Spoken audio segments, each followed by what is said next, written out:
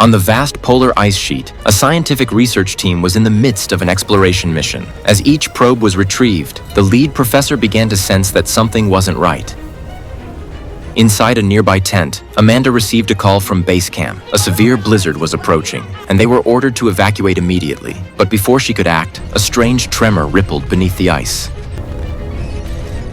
At the same time, a geyser of seawater erupted from a borehole near the professor's feet. Hearing the commotion, Amanda rushed outside, just in time to see a massive ridge of ice rise and split the entire camp apart.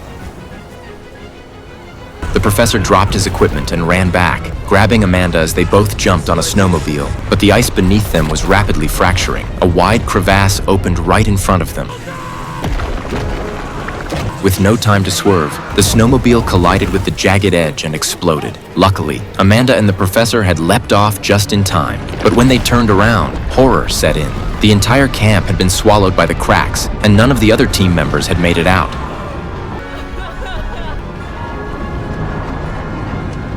What they didn't realize was that beneath the ice, a Russian military submarine had also been passing through the area and was caught in the disturbance. The vessel rocked violently as something massive stirred below. Glimpses of enormous tentacles flickered through the murky depths. The captain managed to launch a distress beacon just before the submarine was dragged into the deep by an unknown creature. Russian Naval Command immediately received the emergency signal and launched a rescue mission. Another submarine was dispatched to the incident site without delay. Meanwhile, Amanda and the professor were desperately searching for help. Amanda finally found a spot with a faint satellite signal, but nearly slipped into a hidden cliff crevice. They managed to get through to a nearby drilling platform using a satellite phone, but the blizzard had already taken its toll. The call was plagued with static, and the other end couldn't hear their cries for help before disconnecting. As the storm worsened, they had no choice but to find shelter and wait out the night. The next morning, they resumed their search for a better signal. That's when Amanda spotted a flickering red light across the ice. Curious, they approached and discovered it was a rescue locator beacon. Baffled by how it ended up there, they decided to stay put. Whatever had happened,